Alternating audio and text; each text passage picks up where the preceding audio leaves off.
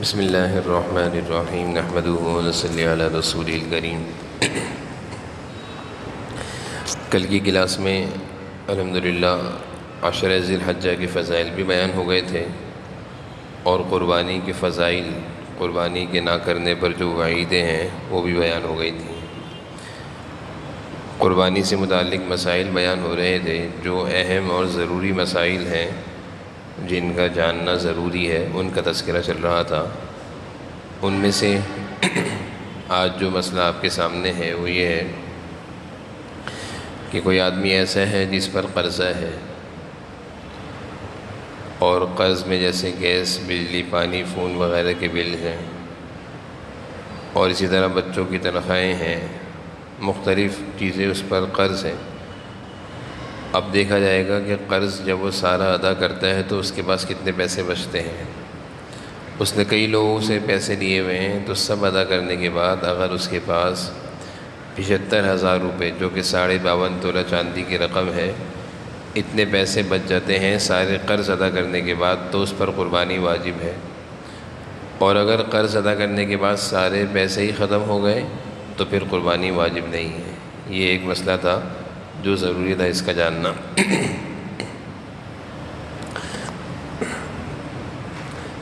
اگلا مسئلہ یہ ہے کہ امیر کے ذمے بھی قربانی واجب ہے، غریب کے ذمے واجب نہیں، لیکن اگر غریب قربانی کے لیے جانور خرید لے تو اسی جانور کو قربانی کرنا اس پر واجب ہو جاتا ہے۔ واجب قربانی امیر کے لیے ہے جو مالدار ہے، جس کے پاس 52.5 تولہ چاندی یا اتنی رقم ہو، جیسے کہ 75,000 روپے رقم ہو۔ لیکن اگر کوئی غریب ہے، اپنے شوق سے قربانی کا جانور خرید کر لاتا ہے، چاہے وہ قرضہ لے کر خرید کر لائے، تو لانے کے بعد اس پر اس قربانی کے جانور کی قربانی کرنا واجب ہو جاتی ہے۔ اب ایک بہت اہم چیز یہ ہے ملکیت کی وضاحت۔ ایک آدمی ہے، جیسے عورت ہے، اس کی ملکیت میں موجود زیور وغیرہ کی وجہ سے شوہر پر قربانی واجب نہیں، کیونکہ شوہر اس کا مالک نہیں۔ عورت کا سونا ہے، زیور ہے، تو عورت پر قربانی واجب ہے۔ عورت کی وجہ سے شوہر پر قربانی واجب نہیں ہوتی۔ اسی طرح دوسری چیز ہے مالک متعین نہیں، جیسے کہ وقف کا مال ہوتا ہے۔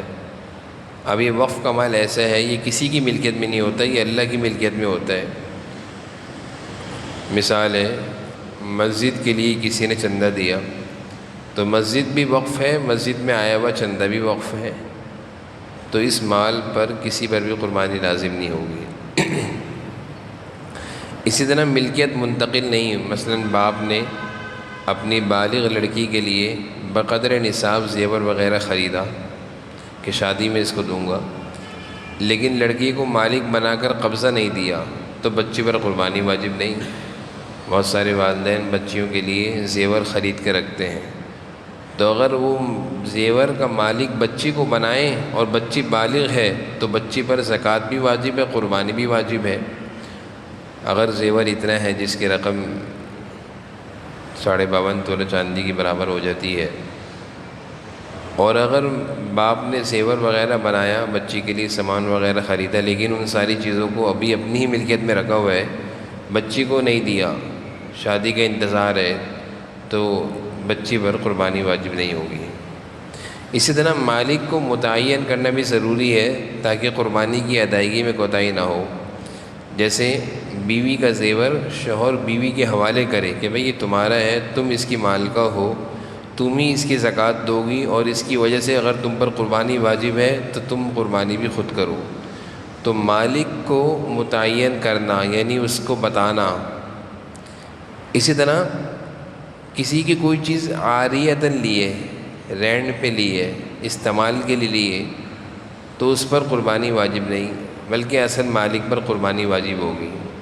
مثال ہے، کسی سے کوئی گاڑی لی ہوئی ہے استعمال کے لیے، تو جس کی گاڑی ہے اس کی اگر یہ گاڑی ضرورت سے زائد ہے، ایک گاڑی اس کے استعمال میں تھی، ایک ضرورت سے زائد کھڑی تھی، اس نے کسی اور کو دے دی استعمال کرنے کے لیے، تو استعمال کرنے والے پر قربانی واجب نہیں ہوگی، بلکہ جس کی گاڑی ہے اسی پر اس کی قیمت کی قربانی واجب ہوگی۔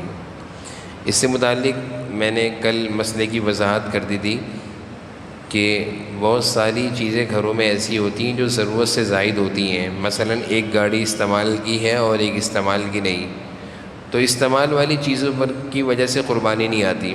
لیکن جو چیزیں استعمال کی نہیں ہیں، ضرورت سے زائد ہیں، گاڑی ہے، فریج ہے، موٹر سائیکل ہے، اسی طرح اور بہت ساری چیزیں ہیں تو استعمال نہیں ہوتی، تو ان کی مالیت، ان کی قیمت اگر اتنی ہو جائے جیسے کہ 75,000 روپے تک، تو اس کی وجہ سے قربانی واجب ہو جاتی ہے. استعمال کی چیزوں کی وجہ سے قربانی واجب نہیں ہوتی. تو یہ بھی ایک اہم مسئلہ تھا جس کی وضاحت ضرور دیں. ایک گھر کے افراد میں سے جس کی ملکیت میں نصاب کے بقدر مال ہوگا اس پر اپنی علیحدہ علیحدہ قربانی واجب ہوگی. گھر کے کسی ایک فرد کے قربانی ادا کرنے سے سب کی طرف سے قربانی ادا نہیں ہوتی. یہ بھی وضاحت ضروری ہے. بہت سارے لوگوں کو تو اس کا علم ہوتا ہے، لیکن بہت سارے لوگ یہ سمجھتے ہیں کہ ایک بکرا سب کی طرف سے قربان کر دیں گے تو سب کی قربانی ادا ہو جائے گی. ایسا نہیں ہے. اگر گھر میں چچا ہیں، جوائنٹ فیملی ہے، سارے بھائی مل کر کماتے ہیں اور سب 75-76 ہزار 1 لاکھ کے مالک ہیں، یعنی ان کے پاس اتنا کیش سب کے پاس جمع ہے، تو ان سب پر علیحدہ علیحدہ قربانی واجب ہے. سب اپنی الگ الگ قربانی کریں گے. گھر کے کسی ایک فرد سے سب کی قربانی ادا نہیں ہوگی. ہاں البتہ اتنا کر سکتے ہیں کہ سب بھائی مل کر، اگر 5 بھائی ہیں تو ایک گائے لے آئیں، 5 حصے بھائیوں کے ہو جائیں گے، ایک حصہ والدہ کا، ایک والد کا. تو اس طرح ایک گائے میں 7 گھروں کے افراد مل کر ایک پوری گائے کر لیں، لیکن سب کو الگ الگ قربانی کرنا ضروری ہے. اسی طرح کبھی ایسا ہوتا ہے کہ کسی کے پاس مال تو ہے لیکن اس نے اپنا سارا مال کسی کو قرض پہ دے دیا، کسی دوسرے شخص کو قرض پر دے دیا. اب اس کے پاس فی الوقت مال نہیں، چونکہ اس نے قرض پہ دے دیا سارا مال. اب اس پر قربانی واجب ہوگی یا نہیں ہوگی؟ قربانی اس پر واجب ہے، کیونکہ مال کا وہ مالک ہے، کسی کو قرض پہ دیا ہے، واپس اس کو ملے گا. لہٰذا اس کے لیے ضروری ہے کہ وہ اپنے مال میں سے قربانی کرے. 1 لاکھ روپے اس کے پاس ہیں، اب 1 لاکھ کی وجہ سے قربانی واجب ہے. اس نے اٹھا کر 1 لاکھ کسی کو قرض دے دیا. اب وہ جس کو قرض دیا اس سے پیسے واپس لے اور اس مال میں سے قربانی کرے. یہ بھی ضروری ہے. لوگ کہتے ہیں میرا تو مال ہے لیکن میرا تو سارا کا سارا مال کسی کو قرض دیا ہوا ہے، مختلف لوگوں سے میں نے مال لینا ہے. تو بھائی جس سے مال لینا ہے اور مال ملنے کی امید بھی ہے کہ وہ میرا مال واپس کر دیں گے تو اب قربانی بھی واجب ہوگی. ہاں البتہ اگر مال کے ملنے کی بالکل امید ہی نہ ہو اور کوئی قرض بھی نہ دیتا ہو تو پھر قربانی ایسی صورت میں واجب نہیں رہے گی. اب ایک بہت اہم مسئلہ میراث کا ہے کہ میراث کے مال پر کس طرح قربانی واجب ہوگی. اب اگر میراث کا مال تقسیم کریں تو ان پر قربانی واجب ہوگی، بشرطے کہ میراث کے مال ملنے کے بعد سب کے قبضے میں آنے کے بعد اتنا مال آ جائے جس کی وجہ سے قربانی واجب ہو جاتی ہے. اسی طرح جب ورثاء باہمی رضامندی سے میراث کا مال تقسیم نہ کریں یا کوئی بھی وارث قدرت کے باوجود اپنا حصہ میراث کا مطالبہ نہ کرے، اور اس کو اتنی قدرت ہے کہ اگر وہ میراث کے حصے کا مطالبہ کرے گا تو بقیہ ورثاء اس کو حصہ دے دیں گے، پھر بھی مطالبہ نہیں کرتا، تو یہ سمجھا جائے گا کہ مال لے سکتا ہے لیکن لینا نہیں چاہ رہا، تو اس پر قربانی واجب ہوگی. قربانی واجب ہوگی. تو بعض دفعہ ایسا ہوتا ہے کہ انسان کی اپنی ملکیت میں کچھ نہیں ہے لیکن میراث کا مال اس کو ملنا ہے، اور ملنا بھی آسانی سے مل بھی جائے گا اگر وہ مطالبہ کرے گا، لیکن وہ مطالبہ نہیں کرتا، کہتا نہیں ہے، تو پھر بھی قربانی اس پر واجب ہو جائے گی. اور اگر میراث کا مال ایسے ورثاء کے ہاتھ میں جو دیتے نہیں ہیں، قبضہ کر کے بیٹھے ہوئے، تو جب تک یہ مال ملکیت میں نہیں آئے گا اس وقت تک قربانی واجب نہیں ہوگی. اب دیکھیں اگلی شرط ہے مال خالص ہو، حرام نہ ہو. خالص مال کا مطلب کیا ہے؟ اب دیکھیں 3 صورتیں بنتی ہیں. ایک صورت ہے کہ خالص حرام کا مال، بینک، انشورنس، سود، جوا، چوری وغیرہ کا مال. ایسے مال پر قربانی لازم نہیں، بلکہ حکم یہ ہے کہ ایسا مال اصل مالک کی ملکیت میں لوٹا دے. سود کا مال ہے، کیا فائدہ ہے اس سے قربانی کرنے کا؟ سارا کا سارا مال سود کا ہے، جوئے کا ہے، چوری کا ہے. تو ایسے مال سے قربانی نہیں کرنی چاہیے. یہی وجہ ہے کہ اگر کسی کو معلوم بھی ہے کہ اس مال سے قربانی نہیں کرنی چاہیے اور اس نے کسی کے ساتھ اجتماعی قربانی میں حصہ لے لیا تو شرعی مسئلہ یہ ہے کہ اس کی وجہ سے بقیہ لوگوں کی بھی قربانی خراب ہو جائے گی. بقیہ لوگوں کی بھی قربانی، جو بقیہ لوگ ہوں گے اس گائے میں شامل، ان کی بھی قربانی خراب، سب کو دوبارہ کرنے پڑے گی. بہت ساری جگہوں پر جہاں پہ اجتماعی قربانی ہوتی ہے وہاں پہ واضح طور پر لکھ کر لگایا ہوا ہوتا ہے کہ سود، جوا، چوری، رشوت، بینک، انشورنس کے لوگ قربانی میں حصہ نہ لیں. یہ لکھنے کی وجہ یہی ہوتی ہے کہ ان کی وجہ سے اور لوگوں کی قربانی خراب ہو رہی ہوتی ہے. دوسری صورت یہ ہے کہ کسی کے پاس حرام مال بھی ہے، حلال بھی ہے، یعنی سود کا مال بھی ہے اور حلال کمائی بھی ہے، اور اس کے لیے جدا کرنا بھی الگ ہے، الگ الگ کرنا ممکن ہے. تو اس کے لیے حکم یہ ہے کہ وہ حلال مال کو الگ کرے اور حرام کو الگ کرے. حلال کو الگ کرنے کے بعد اس میں سے قربانی کرے. اب کیا ہے، ایک آدمی ایسا ہے جس میں حرام اور حلال بالکل اس کا مال ملا ہوا ہے، اس کو معلوم نہیں کتنا حلال کا ہے کتنا حرام کا ہے، تو اب وہ اسی مال میں سے قربانی کر دے اور استغفار بھی کرے. تو یہ صورتوں کی وضاحت بہت ضروری ہے. بہت سارے لوگ جن کی آمدنی حرام کی ہوتی ہے، حرام کی آمدنی، لوگوں کا مال کھایا ہوا ہوتا ہے، اور قربانی کے موقع پر بہت بڑی بڑی قربانیاں کر رہے ہوتے ہیں اور سمجھتے ہیں بہت ثواب کما رہے ہیں. اسی طرح بہت سارے لوگ جنہوں نے لوگوں کے مالوں پر قبضہ کیا ہوا ہوتا ہے اور ہر سال حج اور عمرے کر رہے ہوتے ہیں اور سمجھتے ہیں کہ ہم بہت بڑا کام کر رہے ہیں. حرام مال سے چوری اور غصب کیا ہوا مال، چھینا ہوا مال، قبضہ کیا ہوا مال، اس مال سے قربانی ہو یا دیگر کوئی بھی عبادت ہو ادا نہیں ہوتی. ایسی عبادت کا اللہ کے ہاں کوئی ثواب بھی نہیں ہے. ایسے دھوکے میں پڑنا بھی نہیں چاہیے. بہت سارے لوگ اس طرح بھی کرتے ہیں کہ برسوں سے ابا کی میراث پر قبضہ کر کے بیٹھے ہوئے، بہنوں کا اور بھائیوں کا حصہ نہیں دے رہے. تو اس طرح کے میراث کے مال کا استعمال کرنا بھی ناجائز ہے. ایسے مال کا استعمال کرنا بھی ناجائز ہے جس میں دوسرے کا حصہ ہو. وجہ اس کی یہ کہ ہے مشترک چیز پر قبضہ کر کے بیٹھے ہوئے جس میں کئی لوگوں کا حصہ ہے. اب اس مال میں سے کما بھی رہے ہیں، کھا بھی رہے ہیں، اور حج عمرے بھی کر رہے ہیں، اور قربانیاں بھی بڑی بڑی کر رہے ہیں، اور لوگوں کو بتا رہے ہیں کہ ہم تو اتنے بڑے عبادت گزار ہیں. یہ ساری عبادت ثواب سے خالی ہے. اللہ کے ہاں ایسی عبادت قبول نہیں. اس لیے قربانی بھائی ایسے مال کی کرنی چاہیے جو پاک صاف حلال کا ہو، چاہے چھوٹی سی قربانی کرے انسان. اب نیت کی درستگی یہ بہت اہم مسئلہ ہے. بسا اوقات ایسا ہوتا ہے کہ قربانی صحیح ہونے کے لیے قربانی کا ثواب یا واجب ادا کرنے کی نیت سے جانور خریدنا یا ذبح کرتے وقت اس نیت کا خیال کرنا یہ بہت ضروری ہے، ورنہ قربانی خراب ہو جائے گی. اور نیت کیا ہو کہ میں اللہ کو راضی کرنے کے لیے. اگر ذرا برابر بھی نیت ہوئی نا جانور خریدتے وقت، ریاکاری ہوگی، لوگ دیکھیں گے، ٹینٹ لگائیں گے، لائٹیں لگائیں گے، راتوں کو ٹینٹ کھولیں گے اور خوب نمائش کریں گے، خدا نہ کرے اگر یہ نیت ہوئی تو ساری اس نیت کی خرابی کی وجہ سے اس عبادت کو اللہ کے ہاں کوئی قبولیت نہیں ملے گی. اس لیے اس کا بڑا اہتمام کرنا چاہیے کہ عبادت تو وہ ہو جو اللہ کے لیے ہو اور چھپ چھپا کر ہو. ابھی ہمارے ایک پڑوس میں ایک صاحب جانور لے کر آئے اور وہ مسجد کے سامنے والی گلی میں پہلے دن سے ان کا جانور گھر کے اندر بندھا ہوا ہے، یعنی 3-4 جانور ان کے ہاں اترے اور انہوں نے گھر سے باہر ہی نکالے. تو اندازہ یہی ہوا کہ ان کا مقصد یہی ہوگا کہ میں اللہ کے لیے لایا ہوں، اللہ کو دکھا رہا ہوں. اس لیے بھائی اگر گھر سے باہر بھی باندھ دیں تو باندھ سکتے ہیں، لیکن نمائش اور ریاکاری اور دکھاوا نہ ہو.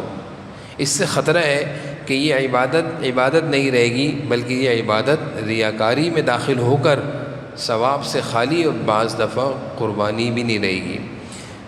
اور اسی طرح یہ بھی بہت خطرناک چیز ہے کہ اللہ نے حیثیت تو بہت اچھی دی ہے اور جانور ایسا مریل سا لاتے ہیں، شادی بیاہوں میں لاکھوں اڑاتے ہیں اور ہوٹلنگ میں ہزاروں اڑاتے ہیں، اور بچوں کے ہاتھ میں لاکھوں روپے کے فون ہیں، آئی پیڈ لاکھوں روپے کا ہے. لیکن جب قربانی کے ادا کرنے کا وقت آتا ہے تو مریل سے بکرے لیے، چھوٹا سا جانور خرید دیا، ذمے سے قربانی اتار رہے ہیں. حدیث شریف میں جناب نبی کریم صلی اللہ علیہ وسلم نے ارشاد فرمایا، اے لوگوں خوش دلی کے ساتھ اللہ کی اس عبادت کو انجام دو. خوش دلی کے ساتھ جانور خریدنے کے لیے جب رقم نکالیں تو بہت خوشی سے نکالیں. حیرانگی ہوتی ہے کہ بعض لوگ ان کا کام اور کاروبار بہت چھوٹا سا ہوتا ہے، لیکن اللہ تعالیٰ نے ان کو اس عبادت کی ادا کرنے کا ایسا ذوق دیا ہوا ہوتا ہے کہ وہ بڑے شوق سے اور خوب اچھا صحت مند جانور، خوبصورت جانور لے کر آتے ہیں۔ جذبہ ہوتا ہے ہر سال بہت سارے لوگ ان کو دیکھا کہ 10 دن پہلے جانور لا کر اس کی خوب خدمت کرتے ہیں۔ سنت طریقہ بھی یہی ہے، حدیث میں بھی آیا کہ جانور پہلے سے لاؤ، اس کی خدمت کرو، اس کو اپنے سے مانوس کرو، پھر اپنے ہاتھ سے اس کو ذبح کرو۔ تو یہ تو سعادت کی بات ہے، جس کے مال کو اللہ اس کام کے لیے قبول کرے تو وہ تو خوش نصیب انسان ہے۔ اور جس کا مال ہو بازاروں کے لیے، شاپنگوں کے لیے اور ہوٹلوں کے لیے، اور ہر سال آؤٹنگ کے لیے دور دراز کے چکر لگتے ہیں، اور جب اللہ کے حکم کو پورا کرنے کا وقت آتا ہے تو غریب بن جاتے ہیں۔ اللہ سے ڈرنا چاہیے، اللہ کا دیا ہوا مال اللہ کی عبادت میں خوش دلی سے خوب خرچ کرنا چاہیے۔ اب دیکھیں یہ بڑی اہم اگلی سلائیڈ ہے کہ کون سا جانور خریدنا ہے اور کس جانور کی قربانی صحیح ہے اور کس کی نہیں۔ دیکھیں اونٹنی 5 سال کا ہونا ضروری ہے۔ علامت کیا ہے؟ 2 دانت۔ 2 دانت کا ہونا یہ علامت ہے، یہ شرط نہیں ہے، لازم نہیں ہے۔ اسی طرح گائیں، بیل، بھینس 2 سال، بکرا، بکری 1 سال، دمبا، بھیڑ، مینڈا 1 سال ہو یا 6 مہینے کا ہو لیکن دیکھنے میں سال کا لگتا ہو، اس کا خیال رکھیں۔ اب کیا ہوتا ہے بہت سارے لوگ منڈی جا کر ہمیں فون کرتے ہیں کہ ہم نے ایک جانور پسند کیا ہے، اس کے 2 دانت پورے نہیں ہیں، قربانی ہو جائے گی؟ تو اس مسئلے کی میں وضاحت کر دوں۔ قربانی کی گائے جو ہے اس کے لیے 2 دانت کا ہونا یہ علامت ہے، اصل ہے 2 سال کا ہونا۔ اگر بیچنے والا سچا ہے اور وہ یہ کہتا ہے بھائی میں نے اس کو خود پالا ہے، اس کے 2 سال پورے ہو چکے ہیں لیکن اس نے ابھی تک دانت نہیں گرائے، تو دیکھا جائے گا یہ سچا ہے جھوٹا ہے۔ بہت سارے بیچنے والے بیچارے لوگوں کی قربانی کی پرواہ کیے بغیر جھوٹ بول دیتے ہیں، جبکہ وہ خرید کر لا کر بیچ رہے ہوتے ہیں، اپنی جان چھڑاتے ہیں۔ اس لیے احتیاط اس میں یہ ہے کہ جب تک 2 دانت پورے نہ ہوں نہ لیں۔ ہاں اگر خود پالا ہے، جیسے ابھی عصر کے بعد ایک صاحب نے مجھ سے مسئلہ پوچھا کہ میں نے خود ایک گائے کا بچہ لیا تھا اور میں نے خود اس کو پالا، ابھی وہ 30 مہینے کا ہو گیا ہے، یعنی 2.5 سال کا تقریباً ہو گیا ہے، اور اس کے ابھی تک دانت نہیں گرے۔ تو میں نے کہا آپ نے خود پالا ہے؟ انہوں نے کہا ہاں۔ میں نے کہا قربانی ہو جائے گی۔ تو اس میں نا اعتماد، اگلے کی بات پر اعتماد اور بھروسہ ضروری ہے، کیونکہ یہ قربانی کا مسئلہ ہے۔ مرغی، ہرن وغیرہ کی قربانی نہیں ہوتی، ٹھیک ہے؟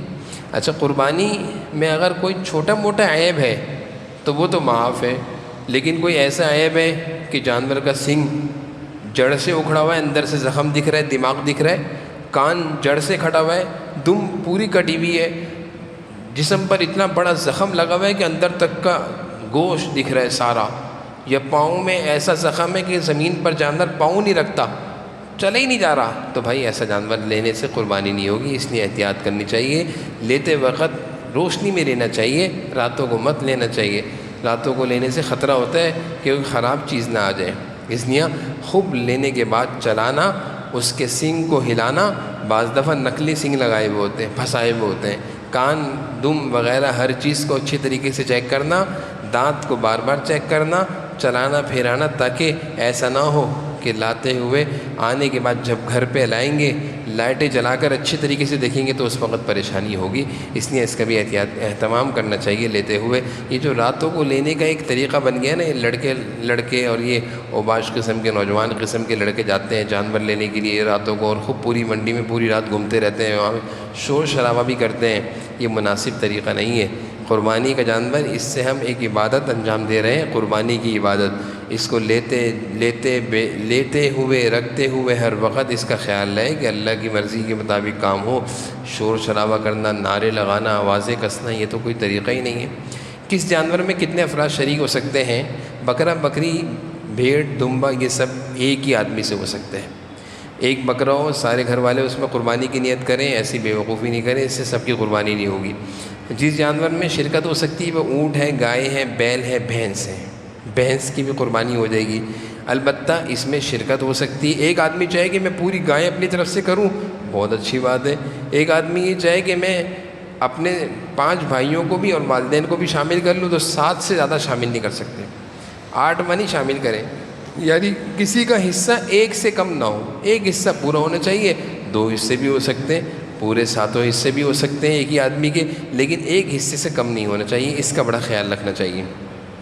کس کس کی طرف سے قربانی کی جا سکتی ہے؟ نفلی قربانی دیکھیں بڑا اہم مسئلہ ہے۔ ایک حصہ ہوتا ہے واجب قربانی کا، بقیہ حصے ہم حضور صلی اللہ علیہ وسلم کی طرف سے بھی کر سکتے ہیں، اپنے والدین کی طرف سے بھی کر سکتے ہیں، اپنے مرحومین کی طرف سے بھی کر سکتے ہیں، اور نفلی قربانی زندہ کی طرف سے اور مردہ کی طرف سے بھی کی جا سکتی ہے۔ مثلا میں اپنی قربانی کرتا ہوں، جانور لاتا ہوں، گائیں مثال دے رہا ہوں، اور اس گائے میں ایک حصہ میرے والد کا ہے، وہ حیات ہے، ایک حصہ میری والدہ کا ہے، وہ بھی حیات ہے، ایک حصہ میرے دادا کا ہے، وہ حیات نہیں ہے، تو سب صحیح ہے، سب کی طرف سے قربانی کے جانور میں اس طرح نفلی قربانی میں سب کی نیت کی جا سکتی ہے، لیکن اس میں یہ بھی خیال رہے کہ نیت میں ہو ثواب پہنچانے کی نیت، سب کی نیت یہ ہو کہ ثواب پہنچانا، اور ایک حصہ مخصوص کر دیا جائے ان کی طرف سے، یہ نہیں کہ ایک حصے کو تقسیم کر دیا جائے، ایک حصہ مخصوص کر دیا جائے ان کی طرف سے۔ اب دیکھیں یہ بڑا اہم بات ہے کہ جانور میں کون سے عیب ایسے ہوتے ہیں، بیماری جس کی وجہ سے جانور کی قربانی درست نہیں ہے۔ ایک جانور اگر اندھا ہے، کانا ہے، ایک آنکھ سے نہیں دکھتا اس کو، یا ایک آنکھ سے تھوڑا تھوڑا دکھتا ہے، ایسے جانور کی قربانی جائز نہیں ہے، ایسے جانور کی قربانی جائز نہیں ہے جس کو دکھتا نہ ہو۔ بہت دفعہ ایسا دھوکہ ہو جاتا ہے انسان کو، اور نہ پتہ کیسے چلتا ہے، اس کے سامنے چارہ رکھے، جب وہ چارے کو دیکھتے دوڑتا ہوا آئے تو سمجھ لیں اس کو دکھ رہا ہے، اگر وہ چارے کو دیکھ کے ادھر ادھر چلے سمجھ لیں اندھا ہے۔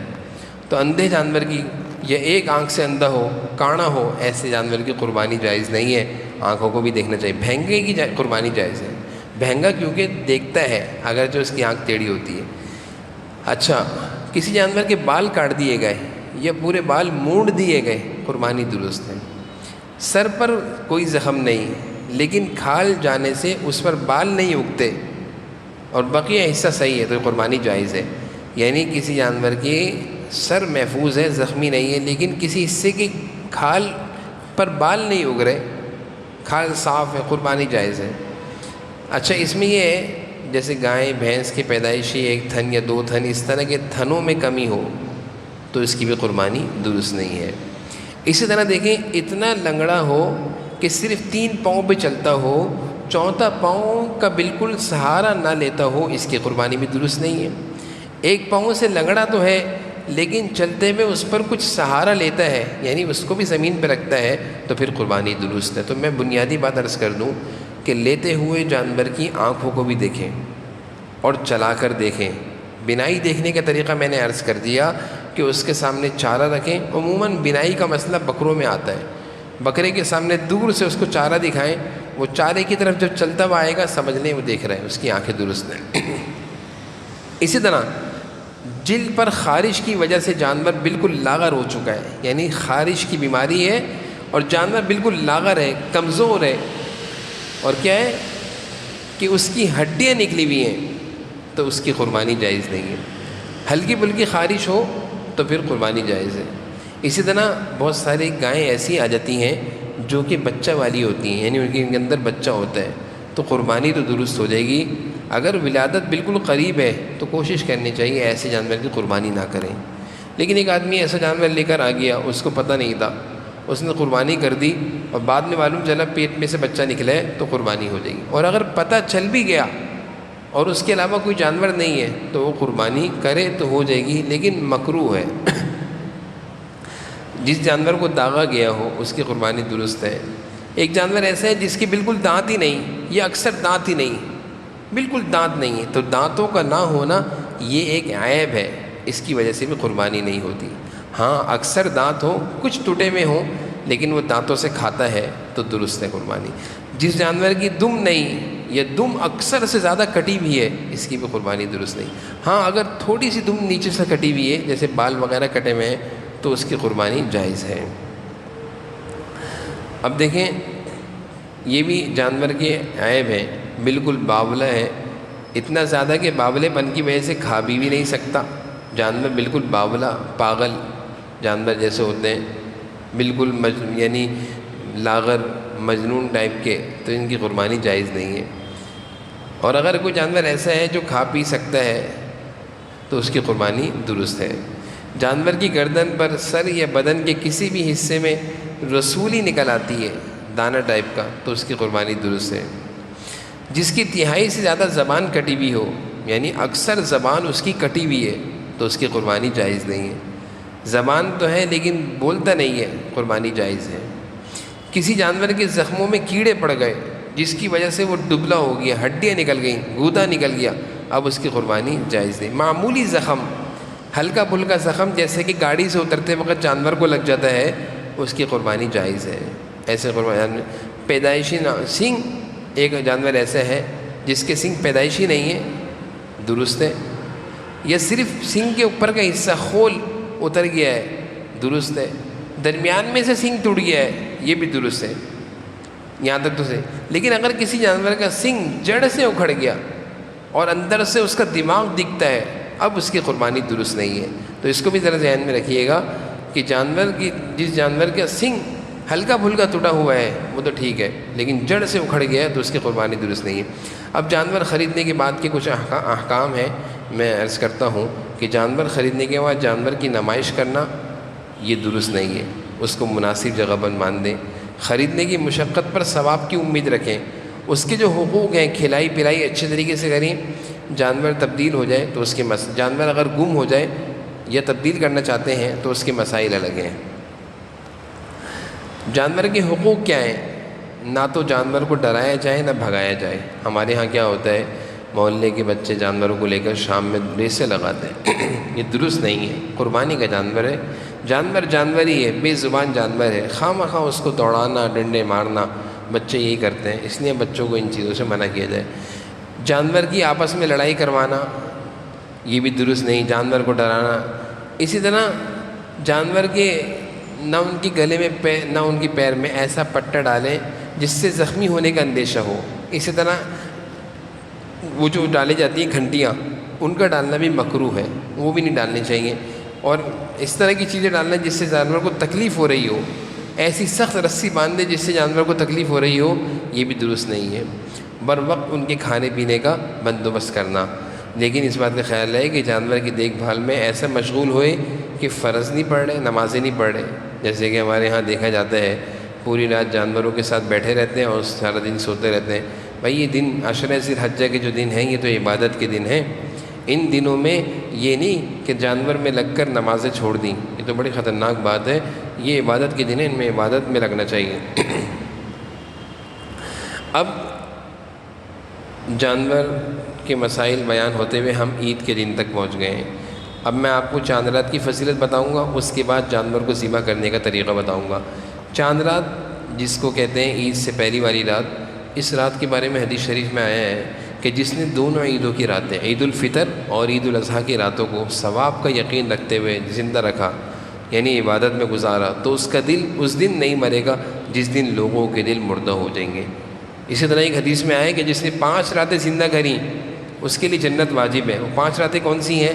8 ذی الحجہ کی رات، عرفہ کی رات، بقرہ عید کی رات، یعنی 3 راتیں تو اسی عشرے میں آئیں گی، 3 راتیں تو اسی عشرے میں آئیں گی، اور 4تھی راتیں عید الفطر کی رات، اور 5ویں راتیں 15ویں شعبان کی رات۔ اب اگر کسی سعادت مند کو اللہ تعالیٰ نے ان راتوں کو عبادت کی توفیق دی اور اس نے رات کو اٹھ کر تہجد پڑھی، دعائیں کری، تلاوت کری، اور فجر اور عشاء کی نماز بھی جماعت سے پڑھی، تو حدیث میں آیا ہے کہ اس کے لیے جنت واجب۔ ایک حدیث میں آیا ہے کہ قیامت کے دن جب سب لوگوں کے دل مردہ ہو جائیں گے، اللہ اس کے دل کو زندہ رکھیں گے۔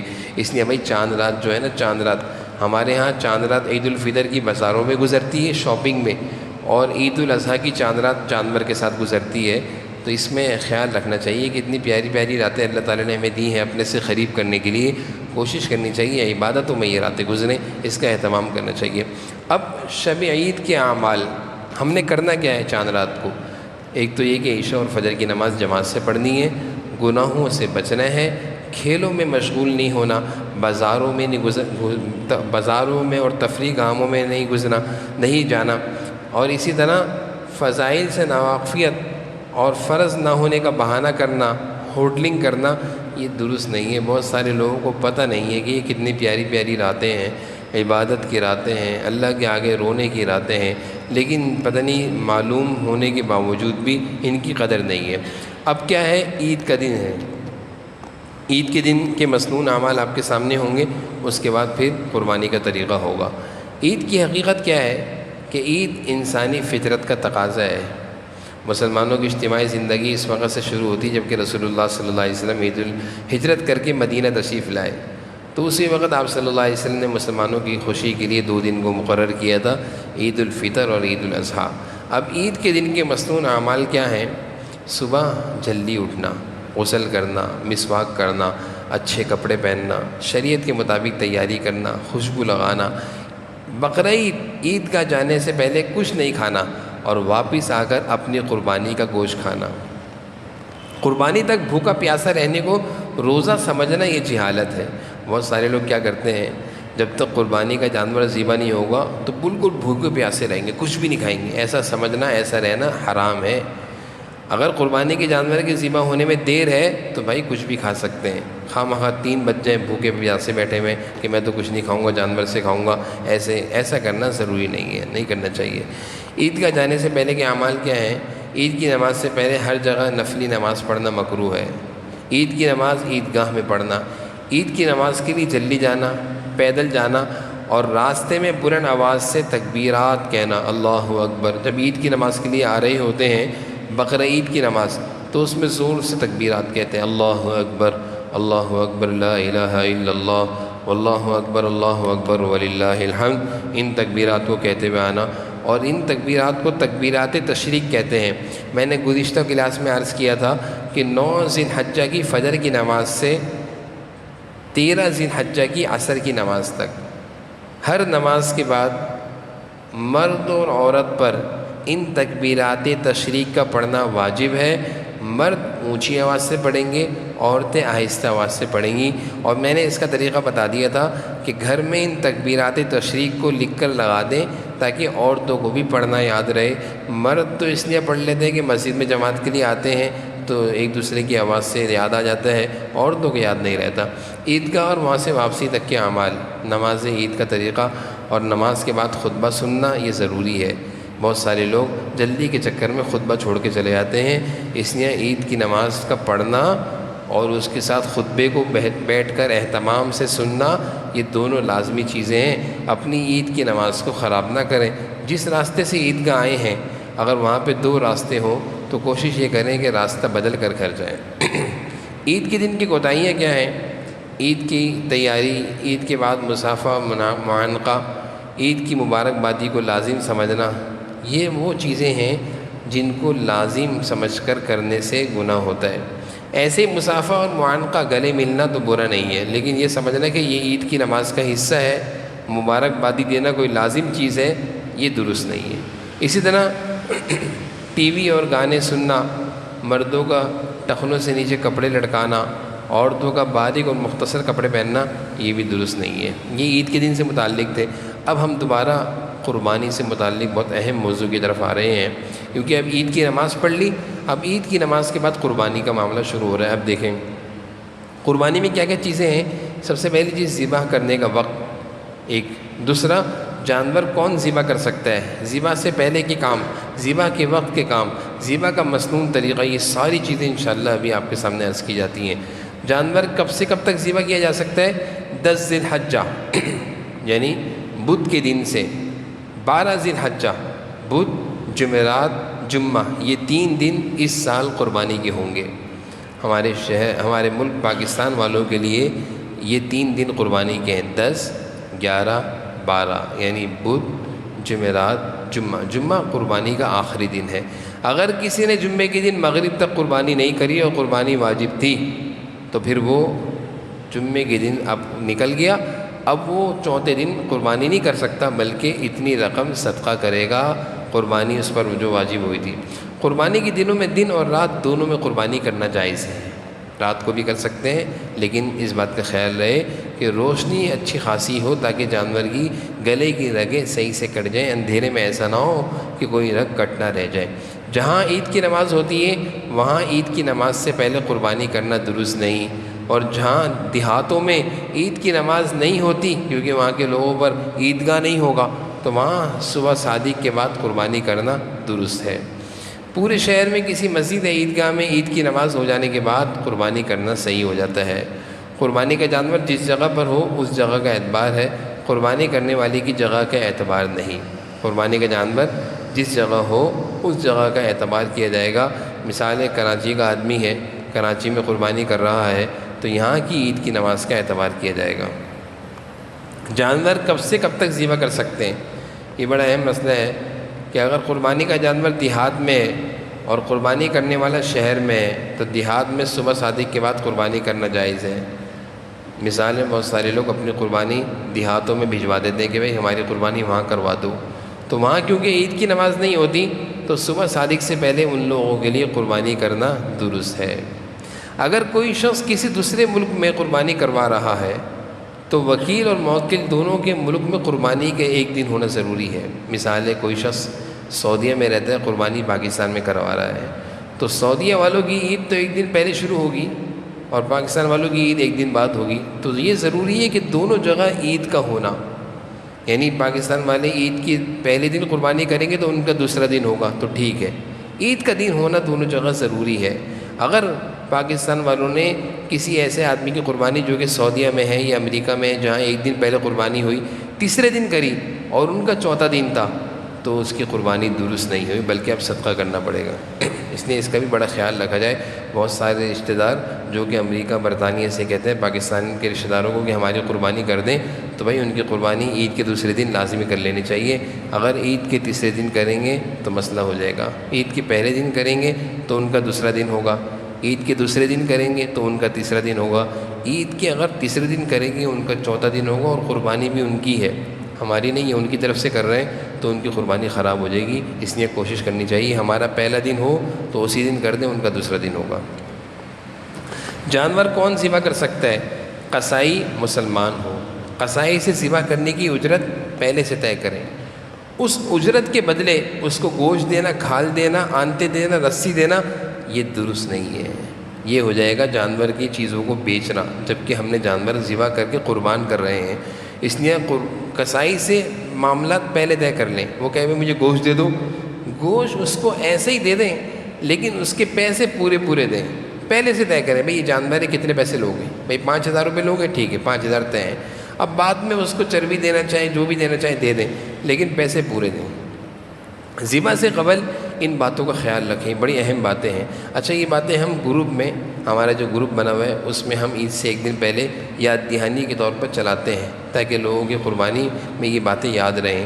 جیسے جانور کو ذبح کرنے سے پہلے چارہ کھلا لیں، پانی پلا لیں، چھری تیز کر لیں، جن لوگوں کی قربانی ہے وہ سب حاضر ہو جائیں، وہاں کھڑے ہو جائیں آ کر۔ بوقت ذبح جن امور کی رعایت رکھنی ہے وہ ابھی سے سمجھ لیں، ذبح کے وقت قصائی کو جن چیزوں کی رعایت رکھنی ہے وہ بھی ابھی سے یاد کریں۔ قربانی کی جانور کی رسی ہے، جھول ہے، ہار وغیرہ ہیں، یہ سب اتار سکتے ہیں، اتار لیں، اور ان سب کو صدقہ کرنا مستحب ہے، ان کو رکھنا درست نہیں ہے۔ بہت سارے لوگ جانور کی چیزوں کو رکھ لیتے ہیں، بیچ دیتے ہیں، یہ درست نہیں ہے بھائی، اس کو صدقہ کر دیں۔ قربانی کے وقت 3 چیزوں کا اہتمام ضروری ہے۔ پہلی چیز کیا ہے؟ نیت کریں، اللہ کے لیے ذبح کر رہے ہیں، یا تو جانور خریدتے وقت قربانی کی نیت کریں یا پھر ذبح کرتے وقت نیت کریں، دونوں درست ہیں۔ کسی ایسے شخص کو شریک نہ کریں جس کی قربانی کی نیت نہ ہو۔ اگر شرکاء میں سے کسی ایک کی نیت بھی قربانی کی نہ ہو بلکہ گوشت کھانے کی ہو تو سب کی قربانی درست نہیں ہوگی۔ اس لیے بھائی گوشت تو کھا ہی لیں گے، نیت درست ہو کہ اللہ کی رضا کے لیے قربانی کر رہے ہیں۔ اگر خود ذبح کرنا چاہتے ہیں تو خود ذبح کریں۔ حضور صلی اللہ علیہ وسلم نے قربانی کے وقت حضرت فاطمہ رضی اللہ عنہا کو حکم دیا تھا کہ جانور کے قریب حاضر ہو، آپ نے یہ حکم دیا تھا۔ عورتیں جب قربانی کے وقت حاضر ہوں تو پردے کا خیال رکھیں، کیونکہ اس وقت بے پردگی ہو رہی ہوتی ہے اور بے پردگی ایک گناہ ہے۔ تو یہ قربانی ایک عبادت ہے، شور کرنا، سیٹیاں بجانا، آوازیں کسنا یہ مناسب نہیں ہے۔ جانور کے بارے میں تبصرے کرنا، قصائی کو گالیاں بکنا، یہ اس طرح کی تصویریں بنانا، توبہ استغفار۔ حرم شریف میں، بیت اللہ شریف میں لوگ حج عمرے کے لیے جاتے تھے، تصویریں بناتے تھے، اللہ تعالیٰ نے ہمیں معاف فرمائے، وہاں کے راستے ہی بند ہو گئے۔ اب جانے کی ایسی رکاوٹیں آ گئی ہیں کہ جانا مشکل ہو گیا ہے۔ تو بھائی یہ عبادتوں میں تصویریں بنانا، ویڈیو بنانا، سیلفیاں بنانا، یہ پتہ نہیں کہاں سے شیطان نے ہمیں کس کام پہ لگا دیا۔ خدا را اپنے جانوروں کی قربانیوں کو اس چیز سے بچائیں۔ جب جانور لینے جاتے ہیں اس وقت سے گاڑی کے اترنے سے، کھڑا کرنے سے، ذبح کرنے تک مسلسل لڑکے مسلسل تصویریں بنا رہے ہوتے ہیں۔ پتہ نہیں یہ کہاں سے یہ لعنت آ گئی جس کی وجہ سے ہماری عبادتوں سے اخلاص نکل گیا۔ ایک بہت اہم مسئلہ ہے، جانور ذبح کرتے وقت، گراتے وقت زور سے گرایا جس سے جانور کی ٹانگ ٹوٹ گئی، اب اس کے اندر عیب پیدا ہو گیا۔ یا مثلاً گائے ہاتھ سے چھوٹ گئی اور اس کی آنکھ پھوٹ گئی، چھری لگ گئی، تو ایسے جانور کی قربانی اس حال میں درست ہے، کیونکہ یہ عیب جو پیدا ہوا ہے، یہ جو اس کے اندر چوٹ آئی ہے، یہ ذبح کے وقت آئی ہے۔ تو ذبح کرنے وقت کوئی بھی جانور کے اندر چوٹ لگ جائے اس سے قربانی کے جانور میں کوئی فرق نہیں پڑتا، قربانی ہو جائے گی۔ لیکن پہلے اگر گاڑی سے اترتے چڑھتے اگر کوئی چوٹ لگ گئی ہے اس کے علاوہ، تو پھر اس کو بدلنا پڑے گا۔ جانور کو ذبح کرتے وقت سب سے پہلا کام کیا ہے؟ قبلے کی طرف رخ کریں۔ ذبح کرتے وقت بڑی اہم باتیں ہیں، ان کو یاد رکھیں۔ ذبح کرتے وقت تمام شریکوں کا نام پکارنا ضروری نہیں ہے، تمام شریکوں کا نام پکارنا ضروری نہیں ہے۔ ذبح کرنے والے کا منہ ذبح کرتے وقت قبلے کی طرف ہونا یہ سنت ہے، اور یہ بھی سنت ہے کہ جب جانور کو ذبح کرنے کے لیے قبلہ لٹائیں تو یہ دعا پڑھیں، انی وجہت وجہی للذی فطر السماوات والارض حنیفا وما انا من المشرکین ان صلاتی ونسکی ومحیای ومماتی للہ رب العالمین لا شریک لہ وبذلک امرت وانا اول المسلمین۔ یہ دعائیں ہیں، ان دعاؤں کو بھی ہم گروپ میں شیئر کر دیتے ہیں۔ ذبح کا مسنون طریقہ کیا ہے؟ دل میں یہ نیت کر لیں کہ میں اپنی طرف سے اور تمام شرکاء کی طرف سے قربانی کرتا ہوں، اور اس کے بعد یہ پڑھیں اللہم منک ولک بسم اللہ اللہ اکبر کہیں۔ اگر دو آدمیوں نے مل کر چھری پکڑ کر چلائی تو دونوں کے لیے بسم اللہ اللہ اکبر کہنا ضروری ہے، ورنہ جانور حرام ہو جائے گا، اس لیے اس کا بڑا خیال رکھیں۔ اگر جانور ذبح کرتے وقت بسم اللہ اللہ اکبر کہنا کوئی بھول گیا تو ذبح صحیح ہے، اور اگر جان بوجھ کر بسم اللہ اللہ اکبر نہ پڑھا تو جانور حرام ہے۔ اس لیے بسم اللہ اللہ اکبر اس شخص کے لیے پڑھنا ضروری ہے جس نے چھری پکڑی ہوئی ہے، جس نے دم پکڑی ہوئی ہو، ٹانگ پکڑی ہوئی ہو، اس کے لیے بسم اللہ اللہ اکبر پڑھنا کوئی ضروری نہیں ہے۔ ابھی جانور کی کون کون سی رگ کاٹنی ہے اس میں اس کی نشاندہی کی بھی ہے۔ ذبح کا مسنون طریقہ کیا ہے؟ اگر اونٹ ہے تو نہر ہے، یعنی اس کے پاؤں باندھ کر کھڑا کر دیا جائے اور سینے کے بلائی حصے کے قریب گردن کے نچلے حصے میں نیزہ یا چھری مار کر گردن کی رگوں کو کاٹا جائے۔ اگر 4 رگوں میں سے کوئی سی 3 رگیں کٹیں تب بھی جانور حلال ہے، اس سے کم یعنی صرف 2 یا 1 ہی رگ کٹی تو جانور حرام ہو جائے گا، اس لیے بڑا خیال رکھنا چاہیے۔ میں نے اسی وجہ سے عرض کیا تھا شروع میں کہ جانور دن کی روشنی میں کاٹنے سے فائدہ یہ ہوتا ہے کہ معلوم چل جاتا ہے کہ ساری رگیں کٹی یا نہیں کٹی۔ 1 یا 2 رگ کٹنے سے جانور حرام ہوگا، 2 یا 3 یا 4 کا کٹنا ضروری ہے۔ بسم اللہ اللہ اکبر کہتے ہی فوراً ذبح کرنا ضروری ہے۔ یہ پڑھنے کے بعد ذبح کرنے سے پہلے اور کوئی کام نہ کرے، یہاں تک کہ اگر کسی نے بکری کو لٹا کر بسم اللہ پڑھی اور پھر اس بکری کو زندہ چھوڑ کر دوسری بکری پر اسی بسم اللہ سے ذبح کیا تو یہ حلال نہیں ہوگی۔ بہت سارے کسائی ایسے ہی کرتے ہیں، ایک کو لٹایا بسم اللہ پڑھی، اس کو چھوڑ دیا، دوسرے کو لٹا کر اس پر چھری چلا دی، تو بسم اللہ تو پہلی والی پہ پڑھی تھی، چھری دوسری پہ چلائیے تو وہ دوسری والی حرام ہو گئی۔ اس کا خیال کرنا چاہیے۔ ذبح کے بعد کیا کرنا ہے؟ اللہ کی شان بے نیازی سے ڈرتے رہیں کہ کہیں ایسا نہ ہو میری نیت کی خرابی کی وجہ سے میرا عمل ضائع نہ ہو جائے۔ ذبح کے بعد انتہائی عاجزی کے ساتھ یہ دعا پڑھیں، اللہم تقبلہ منی کما تقبلت من حبیبک محمد وخلیلک ابراہیم علیہم الصلاۃ والسلام۔ اگر کسی اور کی طرف سے ذبح کر رہے ہیں تو منی کی جگہ من فلان کہیں، یعنی اس فلان کی نیت کریں کہ فلاں کا نام لیں۔ اللہم تقبلہ منی مانے میری طرف سے، من فلان یعنی من مثال زید، من ابو بکر، جس کی طرف سے ذبح کر رہے ہیں اس کا نام لیں۔ ذبح کے بعد جانور جب تک ٹھنڈا نہ ہو اس وقت تک اس کا کوئی عضو نہ کاٹیں۔ اس میں کیا ہوتا ہے، کسائی جلدی کرتے ہیں، اگر جانور ٹھنڈا نہ ہوا اور اس سے پہلے اس کا سر الگ کرنا یہ مکروہ ہے، مگر ذبح کیے ہوئے جانور کا گوشت حلال ہے، گوشت حلال ہے، اس لیے اس کا خیال رکھنا چاہیے کہ جانور جب تک ٹھنڈا پوری طرح نہ ہو تو قصائی کو قریب بھی نہ آنے دیں۔ قصائی لوگ جلدی کے چکر میں ٹھنڈے ہونے سے پہلے پہلے جانور کے اعضاء کاٹنا شروع کر دیتے ہیں، اس طرح مناسب نہیں ہے۔ جانور کاٹتے ہوئے اس بات کا بھی خیال رہے کہ جانور کی اوجڑی ہے، علائش ہے، اس کو ایسے نہ چھوڑیں۔ کسی مسلمان کو اذیت دینا یہ مناسب نہیں ہے، اس کو کچرا کنڈی تک پہنچائیں اور ایسا گھر کے باہر کا حصہ صاف کر دیں کہ کسی کو تکلیف نہ ہو۔ حدیث شریف میں بھی آیا ہے، حضور صلی اللہ علیہ وسلم نے ارشاد فرمایا کہ اپنے گھر کے باہر کے حصے کو صاف رکھو۔ تو یہ ایمان کی شان ہے کہ جانور اپنے گھر کے باہر کا حصہ ہم صاف رکھیں۔ گوشت کیا کرنا ہے؟ گوشت کے بارے میں انسان کو اللہ کی طرف سے اختیار دیا ہے، اور اس کی جائز صورتیں کیا ہیں کہ آدمی سارا کا سارا گوشت بھی رکھ سکتا ہے اور تقسیم کرنا چاہے تو تقسیم بھی کر سکتا ہے۔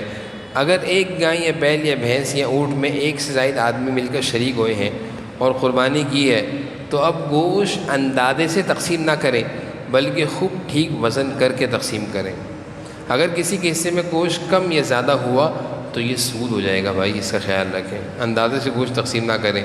اگر گوشت حصے ڈالے ہیں ساتھیوں نے مل کر تو پھر اس کو اندازے سے تقسیم نہیں کرنا چاہیے۔ البتہ اگر گوشت کی تقسیم اندازے سے ہی کرنا چاہیں تو اس کی جائز صورتیں کیا ہیں؟ 4 حصوں میں ایک ایک پایا رکھ دیا جائے اور 5ویں میں کھال اور چھٹے میں سری مغز وغیرہ یہ رکھ دیے جائیں، تو پھر اس سے کیا ہوگا؟ تو برابری ہو جائے گی۔ سری پائے کے ٹکڑے ٹکڑے کر کے ہر حصے میں ایک ایک ٹکڑا رکھ دیا جائے، یہ بھی درست ہے۔ تو اس کا خیال رکھنا چاہیے کہ جانور جب ہم حصے دار ہوں تو اس میں وزن سے تقسیم کیا جائے، اندازے سے تقسیم نہ کیا جائے۔ اگر تمام حصے دار ایک جگہ رہتے ہیں، کھاتے ہیں، الگ الگ نہیں رہتے، تو اس صورت میں گوشت کو تول کر تقسیم کرنے کی ضرورت نہیں۔ جیسے سارے بھائی ہیں، جوائنٹ فیملی ہے، تو اس میں وزن سے تقسیم کرنا کوئی ضروری نہیں ہے۔ قربانی کا گوشت فروخت کرنا، بیچنا حرام ہے۔ اگر کسی نے فروخت کرا بیچا تو وہ جو قیمت آئے گی اس کا صدقہ کرنا ضروری ہے۔ قربانی کے جانور میں کیا چیزیں کھائی جا سکتی ہیں اور کیا کیا چیزیں نہیں کھائی جا سکتی؟ جانور کی چیزیں یہ وہ ہیں جن کا کھانا منع ہے، جیسے کہ بہتا ہوا خون، مادے کی پیشاب گاہ، نر کی پیشاب گاہ، غدود، خصیتین کپورے جس کو کہتے ہیں، مثانہ، پتا، یہ ساری چیزیں ایسی ہیں جن کا کھانا ممنوع ہے، ان کو کھانے سے بچنا چاہیے۔ اللہ تعالی ہم سب کو جو کچھ ہم نے سیکھا پڑھا اس کے مطابق اس عظیم عبادت کی کرنے کی توفیق نصیب فرمائے۔ اللہ تعالی ہم سب کو عمل کرنے کی توفیق نصیب فرمائے۔ وآخر دعوانا الحمدللہ۔